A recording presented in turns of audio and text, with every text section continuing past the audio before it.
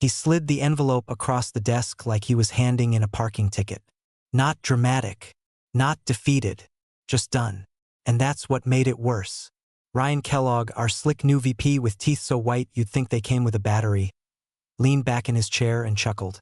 That smug, rehearsed kind of laugh you only hear in TED Talks and severance meetings. At your stage in life, he said, like Tom was trading a heartbeat monitor for a bingo card. You really think there's something better out there? Tom didn't blink, just smiled soft, like he'd heard the same line before, maybe in a different suit with a different title, and said, "Appreciate your worry. That's when I knew something was off. I've worked with Tom Halpern for 15 years. He's the guy who fixes fires before they start. Our company doesn't run without the system he built. Hell, even Ryan's ego floats on it, he just doesn't know it." And here's Tom saying goodbye without a speech, no drinks, not even a LinkedIn update. Just a single cardboard box tucked under his arm. Ryan, of course, couldn't help himself. What's in the box, old-timer? A severed head. His idea of humor was somewhere between middle school locker room and midlife crisis podcast. Tom paused at the door, tilted the box up slightly so Ryan could peek in. Just a map. And Ryan's face. Oh God. I saw it twitch. Not much. Just a little tightening around the mouth. But I've been in this company long enough to spot when someone realizes they might have just stepped on a landmine. You're probably wondering what kind of map makes a VP go pale. Trust me, you'll want to hear this whole story. But before we go any further, do us a favor, hit that subscribe button and like the video. Seriously, 97% of you listen without subscribing, and it means the world to the team when you support what we're building here. Alright, back to it. Tom walked out that morning like a man who'd already seen the ending of the movie and knew exactly who the villain was. I stayed seated, watching, waiting. I knew Ryan was too proud to ask what kind of map. Knew he'd brush it off like Tom was just another dinosaur fading into a tar pit of quarterly budgets and reorg flowcharts. But deep down, I could already feel the static in the air, like when the power grid hiccups before a blackout. The truth is, Tom wasn't just another senior strategist. He was the cartographer of our entire operations structure. Every fallback plan, every reroute contingency, every buried failsafe hidden under 5 layers of bureaucratic slop. He mapped them all. Quietly, deliberately, and he never once handed over ownership. I should have known something was coming last quarter when he asked for a printed copy of the legacy ops map. Said he didn't trust cloud storage anymore. We joked that he was becoming a conspiracy theorist, but now I realize he was just preparing for this moment. And Ryan, he didn't realize he'd just told the one guy holding up the scaffolding to walk out and take the blueprints with him. The man built the damn castle, and Ryan thought he was dismissing the gardener. That box wasn't just a map. It was a loaded gun with a silencer and a return address. And we just let him walk out the front door with it. He started sketching the thing on diner napkins. I remember that part clearly. Back when our department shared one printer, one budget, and half a functioning Keurig. Tom would sit there during late-night compliance reviews, scribbling diagrams between sips of burnt decaf like he was trying to solve the damn Da Vinci Code. Everyone else clocked out at 6. Tom clocked into his second job. Not that anyone realized he had one. The LOM wasn't even called that yet. It was just the framework, a cluster of flowcharts, contingency ladders, and routing redundancies that looked like something out of a Cold War spy manual. But while the rest of us were putting out fires, Tom was designing the sprinkler system. Not just for our floor.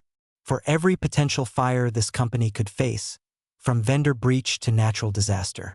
Logistics reroutes, security containment, client-side blackout failsafes. Stuff we didn't even know we'd need until it saved us. Thing is, leadership didn't want to hear it. Too expensive. Too theoretical. One VP even called it a hobby for someone afraid of retirement. So Tom formed an LLC. Quietly. Called it Halpern Systems.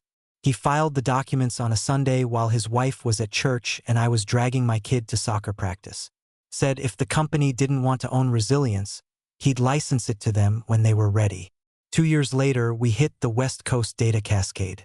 I won't bore you with the details, but imagine 32 shipments rerouted mid-transit, 3 fulfillment centers offline, and a client screaming lawsuit in all caps over Zoom.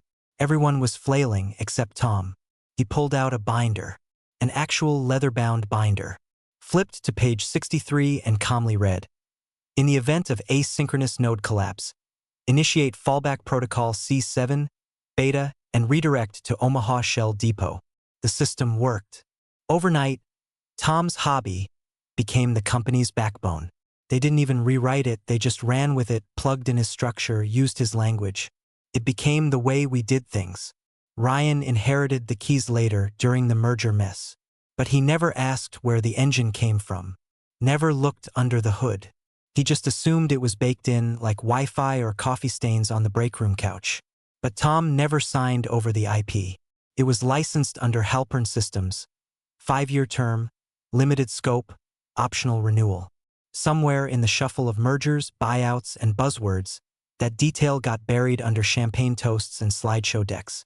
I remember the day I asked Tom why he never pushed for formal recognition. He just smiled. Same way he did when Ryan mocked his resignation, and said, "If they don't think it's valuable, why would I give it away?" And now, looking back, I get it. The napkins, the binder, the LLC, it wasn't about control. It was about leverage. He didn't build a system for them. He built an anchor for himself, in a storm he saw coming years before the rest of us ever noticed the clouds. Ryan, he thinks systems are just apps with logos. To him, the LOM was another tool, something you plug in and forget exists until it crashes. Tom knew better. He didn't build a product. He built a quiet form of power.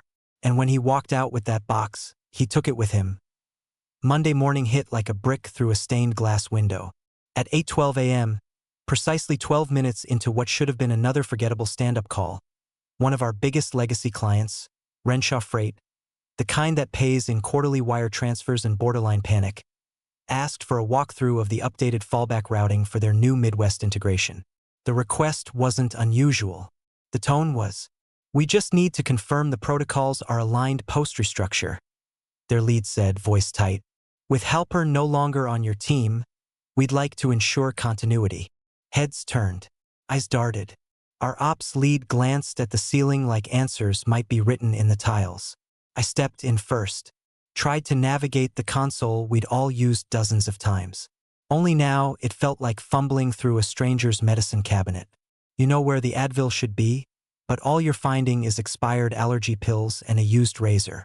"Okay, let's pull up the fallback architecture index," I said, trying to sound breezy. But the terminal returned a blinking red message we hadn't seen before. Access denied. License authentication failed. The room went silent. I tried again. Same message. Another team member hopped in, thinking maybe it was just a permissions error. Same result. Someone suggested restarting the server. Another said maybe the SSO expired. Ryan, arms folded and looking vaguely annoyed, waved a hand like we were stalling his lunch plans. "We'll get IT on it," he said with that trademark smirk. "It's probably a permissions sink. Nothing to panic about." Except it wasn't, because when IT tried, they got the same lockout. Then they called in our infrastructure liaison. She pulled logs, silent for a long minute, then muttered, "The LOM index isn't offline. It's unreachable. The license handshake isn't responding." "What does that mean?" Ryan asked, sounding more irritated than concerned. "It means," she said very carefully, "whatever system Halpern had running this, it's not under our umbrella anymore." I could feel it in my chest. That slow, acidic rise of dread. This wasn't a permissions hiccup. This was the system rejecting us. Like an organ transplant gone bad. Ryan clapped his hands once. "All right, no need to turn this into a fire drill. We'll set up a manual walkthrough for the Renshaw team. Build a temporary model. Can't be that hard, right?" Nobody answered. Because here's the thing, fallback pathing isn't just switches and arrows. It's weighted priority. Conditional behavior. It's 20 years of if X, then Y unless Z, then reroute to Q logic that only made sense because Tom built it like a living thing. And now that living thing was turning its face away from us. Quietly, firmly.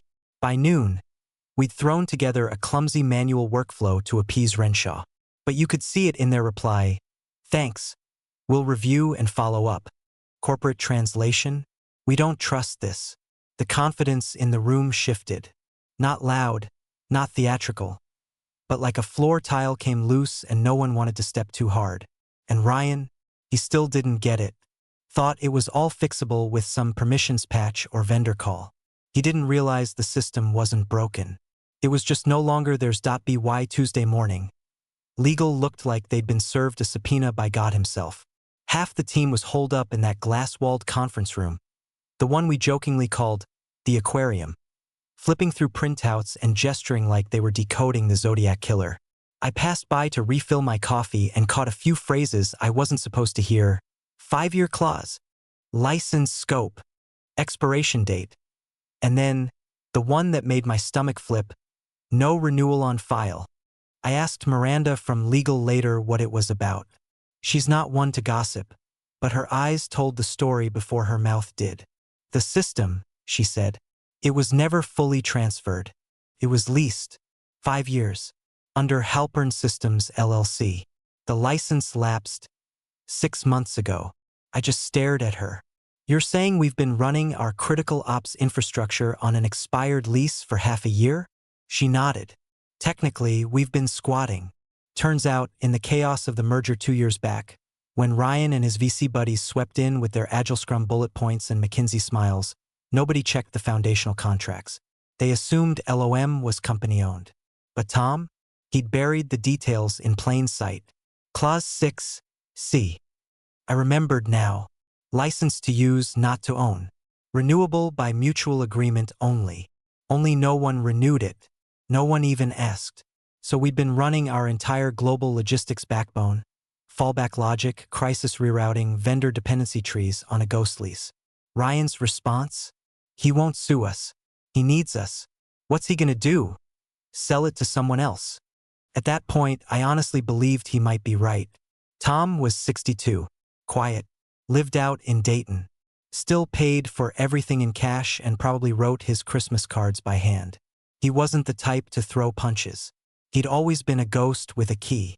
But that night, as I was doom-scrolling with a whiskey in one hand and a half-written QBR draft in the other, I clicked into his LLC site out of curiosity.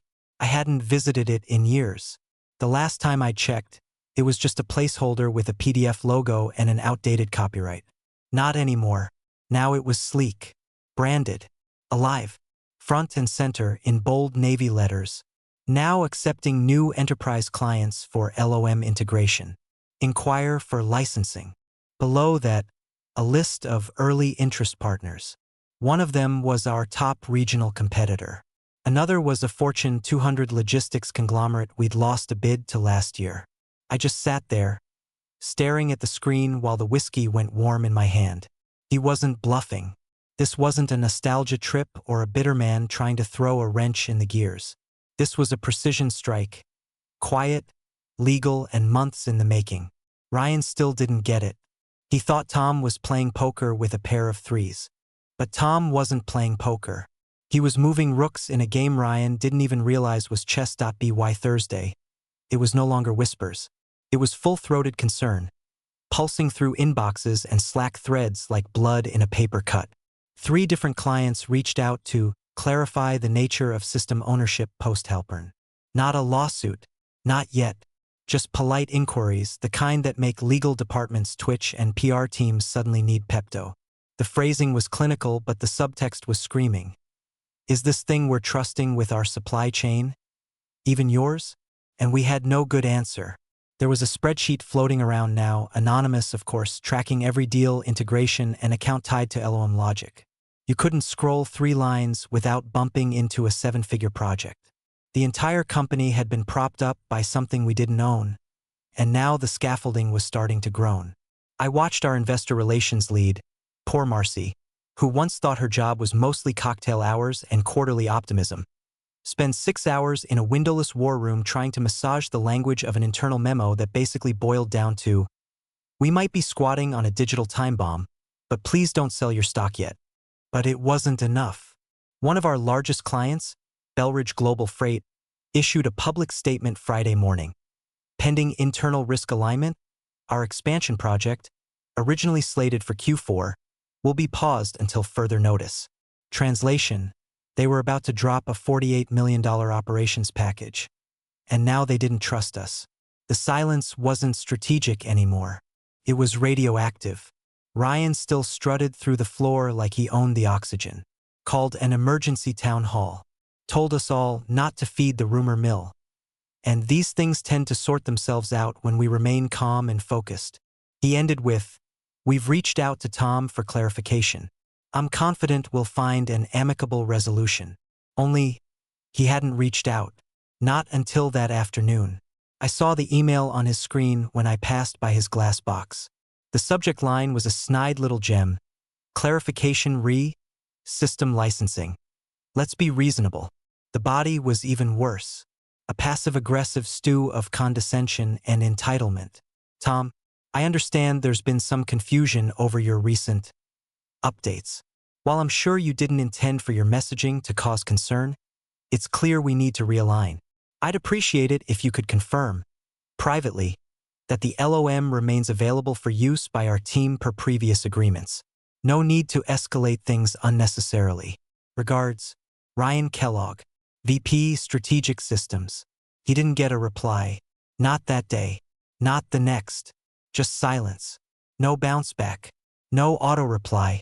Just the cold, flat absence of acknowledgement, which somehow said more than any response ever could. And in that silence, everything began to echo louder. Investors started calling. Analysts started digging. Even our internal teams, the ones who'd been parroting Ryan's confidence, started to look nervous.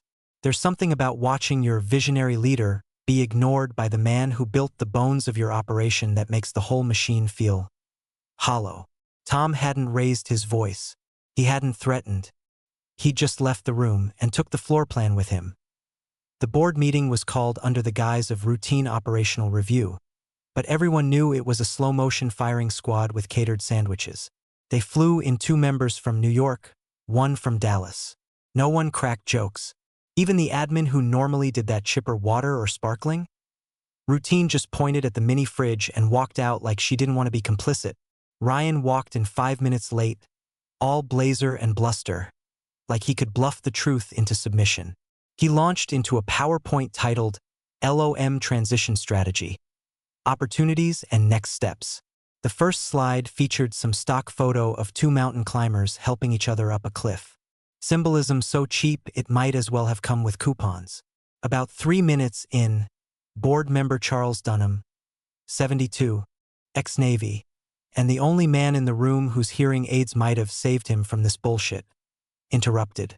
"Ryan," he said, slow and deliberate, "you told us this framework was company-owned, that it was secure and integrated."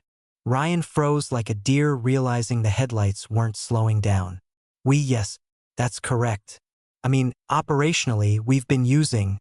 "That's not what I asked." Dunham leaned forward. "Did you verify the ownership of the IP?" Silence. For once, Ryan had no quip, no slide, just a tiny gulp that echoed off the glass walls. "I was under the impression it had been transferred. Standard protocol. Legal never flagged anything." That's when Meredith from Legal, sitting 2 chairs down, slid a folder across the table. Inside, the original licensing agreement, signed by Tom Halpern 5 years ago, bolded in black, limited term license, renewable by mutual consent only. No renewal, no transfer, no purchase, just borrowed time that had run out half a year ago.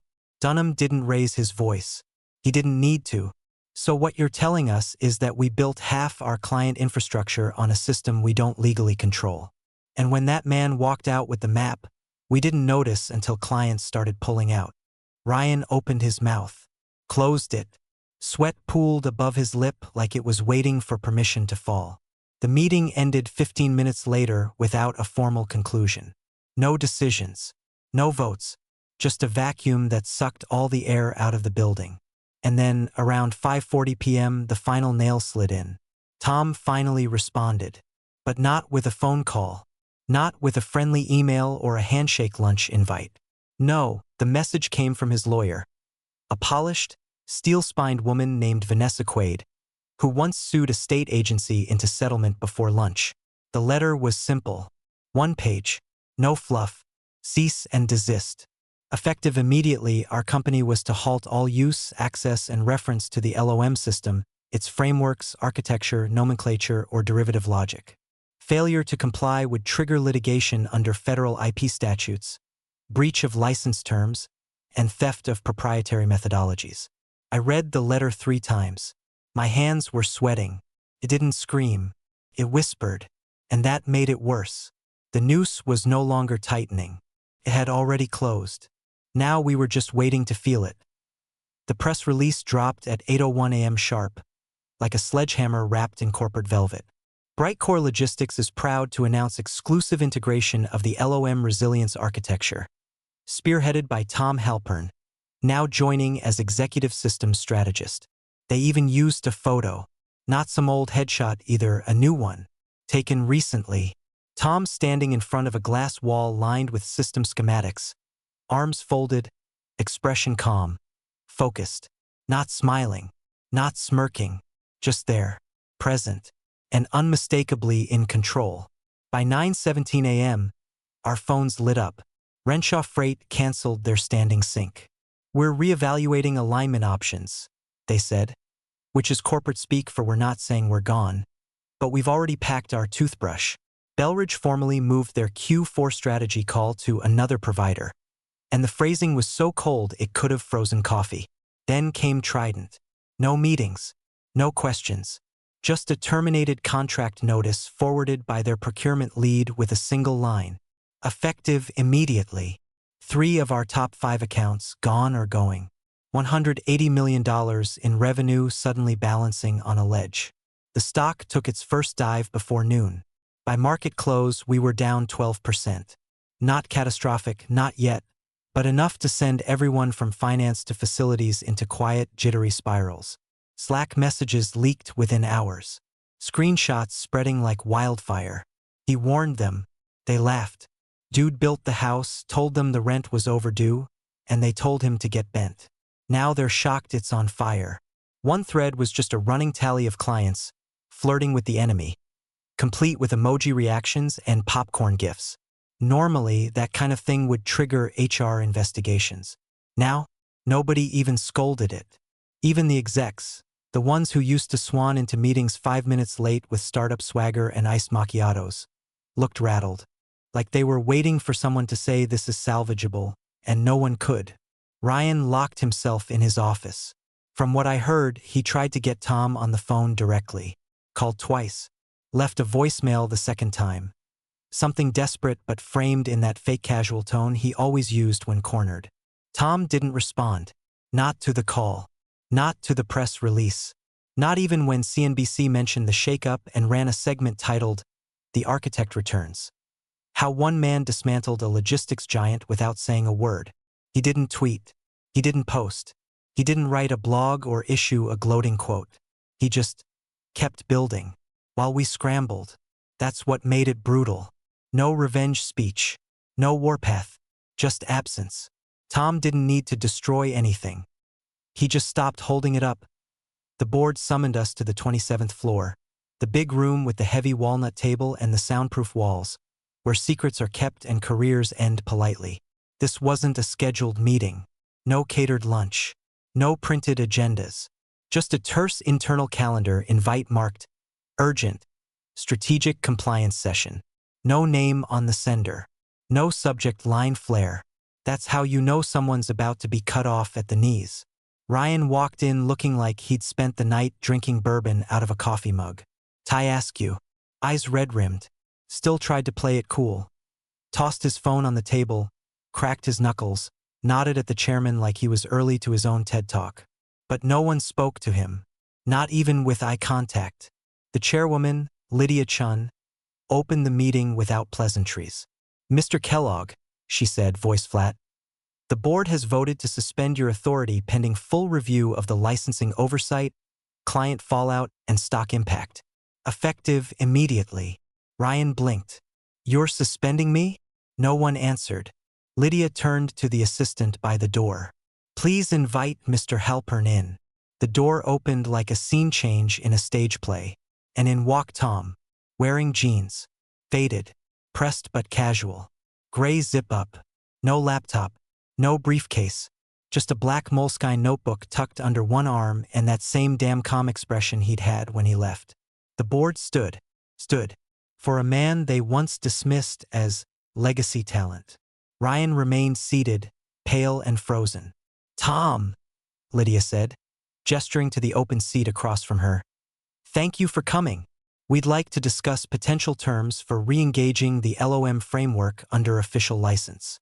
Tom sat, no rush, no flair, flipped open his notebook. "I'm listening. What would you need from us to restore system access and re-establish integration?" asked one of the board members. Tom didn't smile. First, a tenfold increase on the original licensing rate. Indexed to revenue, not usage. Retroactive to the day after expiration. No one flinched, not even the CFO, just pens moving. Second, Tom continued, a new clause barring Ryan Kellogg from any future involvement, oversight or access to LOM systems, contracts or affiliated data, ever, internal or external. That landed like a depth charge. Ryan lurched forward. "Are you kidding me? You want me banned from the system I scaled?" Tom glanced at him, not unkind, just distant. "You didn't scale it, Ryan. You inherited it. Then you ignored it. Then you tried to bury it under buzzwords and pitch decks. Out of the question," Ryan spat, turning to the board. "You can't let a contractor dictate terms like this." "It's Ryan," Lydia said sharply. "You are no longer part of this conversation." He opened his mouth again, then stopped. Tom leaned forward slightly, voice calm but firm. "I'm not here to fix what you broke. I'm here to offer the only viable path forward. You don't have to accept it." He closed his notebook, slid it across the table. "Page 5 has the provisional contract. It's good until Friday. No bravado, no gloating. Just a man who knew the value of what he carried, and who no longer owed anyone a discount." The room didn't just shift. It bent around him. It was a Friday morning, gray and wet, the kind of weather that makes the entire city feel like it's wrapped in static. They called it a systems continuity review, but everyone knew what it really was, the coronation. The board had agreed to Tom's terms. The retroactive licensing, the revenue indexing, the exile of Ryan Kellogg. It was all signed, sealed, notarized. But Ryan still had to be present. That was part of the board's internal review clause. He sat 2 chairs away from me in the virtual conference room, muted, eyes hollow, skin waxy under the LED lights, like a man watching his own obituary being typed in real time. Tom's video feed flickered on at exactly 9 a.m. No logo background, no blur, just him in a sunlit office, surrounded by whiteboards scribbled with active diagrams. He looked rested, sharp, like he'd slept better this week than he had in the last decade. "Morning," he said, nodding politely. "Let's begin." He walked us through the latest LOM build, version 4.8. Not flashy, but elegant. Streamlined integration pipelines. New compliance flags. A predictive failure module that used live vendor latency to reroute supply lines before outages even triggered. The kind of thing we'd spent years pretending wasn't possible. "This," Tom said evenly, "was built on private infrastructure. All assets housed within Halpern systems. Zero dependency on legacy architecture." I watched the board members lean in. These were people used to being catered to, humored, sold to. Tom didn't do any of that. He explained, demonstrated, answered exactly what was asked. Nothing more. At one point, the CFO interrupted. "Forgive the question, but how were you able to evolve the system so fast after leaving?" Tom didn't blink. "I never stopped evolving it. You just stopped asking." And then came the moment. One of the senior board members, Philip Lang, a man who once said Tom was better suited for documentation than development, leaned forward and asked the question that had been buzzing in everyone's skulls since this all began. "Why didn't you just work with him?" The silence that followed wasn't awkward. It was vacuumed, Like all the air got yanked out of the call. No one looked at Ryan. No one had to. Tom took a slow breath, let it sit for a beat, then finally said, calm as a heartbeat, I told him it was just a map. I never said whose. The call ended 12 minutes later. Ryan logged off before the last slide. Didn't say goodbye. And Tom? He stayed on until every question was answered, every node demoed, every clause explained. Then he signed off with a simple, talk soon. He didn't need revenge. He had ownership. And the rest of us? We were just renting.